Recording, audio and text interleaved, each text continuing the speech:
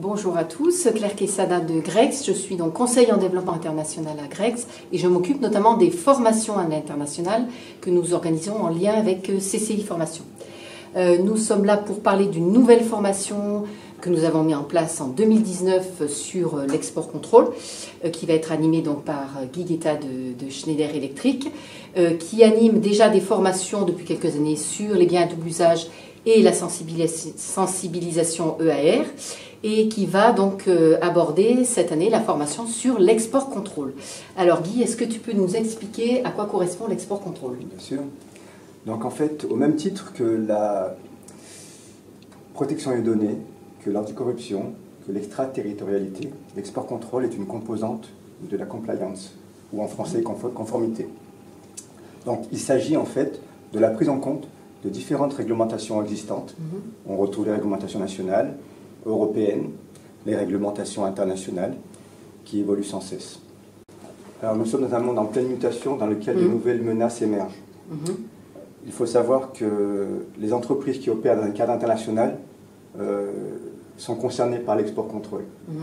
Cet export contrôle intègre aussi cette notion d'extraterritorialité dans la mesure où une entreprise a un lien en fait avec les États-Unis, que ce soit direct ou indirect. D'accord ?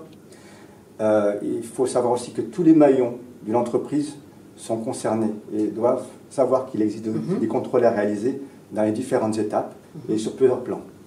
Par exemple, ce qui concerne les produits et technologies, les utilisations, les intervenants et les pays qui sont concernés par l'opération.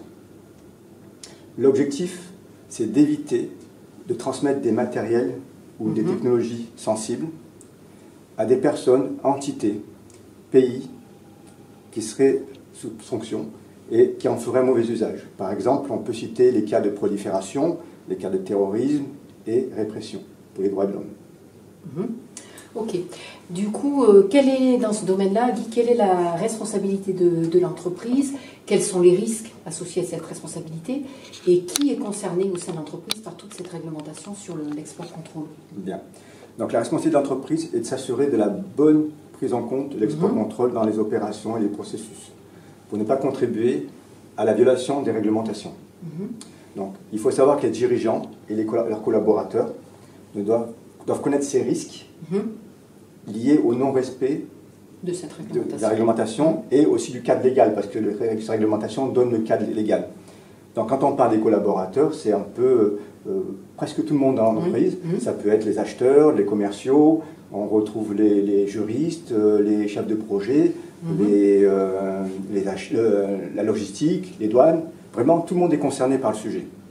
Donc, il faut bien comprendre qu'une opération illicite peut entraîner l'entreprise dans de grandes difficultés, jusqu'à mettre en péril la pérennité même de l'entreprise.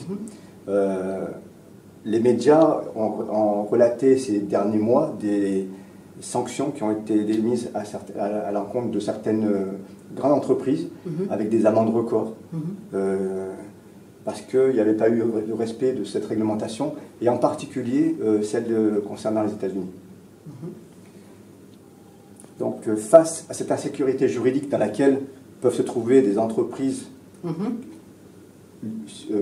soumises à ce type de réglementation, qui sont en lien avec l'international, il existe des formations que le Grex propose qui permettent de mieux appréhender et anticiper ces risques. L'objectif aussi pour une entreprise, c'est de pouvoir démontrer en cas de contrôle aux autorités de contrôle que l'entreprise a adopté une démarche compliance par la mise en place d'une organisation, de processus et aussi de la surveillance des opérations pour être conforme et respecter les exigences d'export contrôle.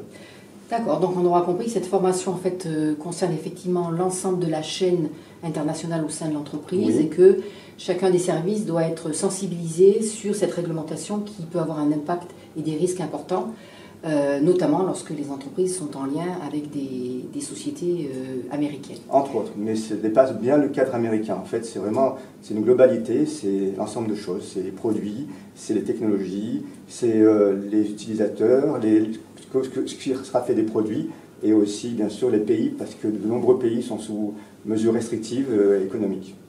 Très bien. Merci beaucoup, Guy, pour cette présentation.